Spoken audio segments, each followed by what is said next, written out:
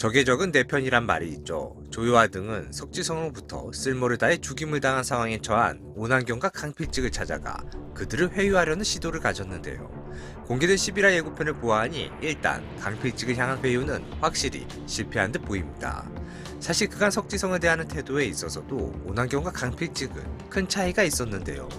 그 차이가 결국 오난경과 강필직이 누구의 손을 잡게 될 것인지 그 향배를 갈라놓게 될 것 같습니다. 세상 그 어떤 존재보다 석지성이 두려운 강필직은 결국 11화에서도 석지성의 영향력을 벗어나지 못하는 모양새였는데요. 석지성을 찾아가 박소호가 임강의 아들이며 그가 모든 것을 기억하고 있다 밝힌 것이죠. 석지성은 강필직에게 이참에 제대로 화근을 없애라 지시했으니 모르겠습니다. 강필직은 그것이 유일한 자기가 살 방도라 생각할지 모르겠으나 저는 그것이 석지성에게 있어서 강필직의 마지막 쓰임이 되지 않을까 싶은데요. 어찌되었건 석지성이 박소호를 처단하라 명하는 내용을 본면을 한 조여아가 엿듣게 되는 것 같습니다. 조여아가 해당 사실을 알곤 박소호에게 강필직이 노리고 있으니 조심하라 절하는 것 같은데요. 하지만 공개된 예고편의 박수호는 강필직과 그의 수하들에게 둘러싸이고 말았으며 더욱이 손에 쥐고 있던 칼까지 내려놓을 수밖에 없는 공경에 처한 듯 보였습니다. 강필직이 자신을 덮칠 것을 알고 있던 박수호가 이 정도 일을 대비치 않았을까요? 사실 강필직의 일거수일투족은 비찬이 놓치지 않고 감시하고 있는 상황이었습니다. 아무래도 자신을 칠 것이란 강필직의 계획을 역이용해 박수호가 강필직을 사로잡기 위해 미끼가 된 상황은 아닐까 싶습니다. 하여 사실 이 장면보다 제가 더 우려되는 장면은 석정이 본명을 한 이가 자신의 부인임을 알아차린 것이죠. 과연 석정은 조여와의 이중 생활을 어떤 식으로 활용할까요?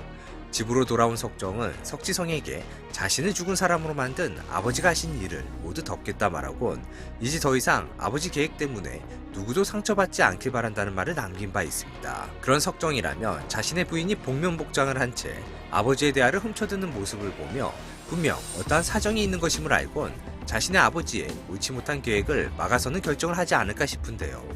박소호에게 나타나 자신의 부인이 그쪽 정인인 게 나은 거요? 아니면 본명을 쓴 계한인 게 나은 거요? 라고 말한 석정의 질문.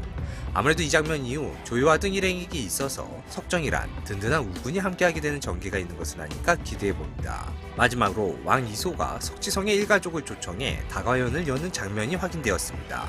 근데 다과연의 차가 바로 선왕과 호판대감을 죽음으로 몰았던 그 꽃잎차였는데요. 해당 꽃잎차 다과연에 참석하며 석지성이 준비해 올린 것일까요? 아니면 박수호가 찾아낸 꽃잎차를 가지고 있던 왕 이소가 다과연에 내놓은 것일까요? 저는 왕 이소가 준비한 것 같습니다. 하지만 저 꽃잎차는 독이 아닌 마셔도 되는 차일 것이라 보는데요.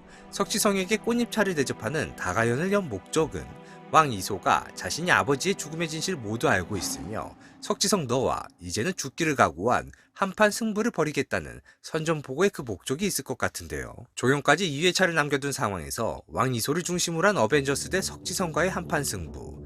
결국 이 승부의 핵심은 오난경이 알고 있을 것으로 보이는 조성우의 행방이 핵심이 될 것 같은데요. 누구의 편에서든 죗값을 치를 수밖에 없는 오난경. 그녀가 알고 있는 조성우의 뒷이야기가 무엇일지 다음 이야기를 기대해봅니다. 처음부터 끝까지 어느 것 하나 흠잡을 것 없는 웰메이드 드라마였던 밤에 피는 꽃.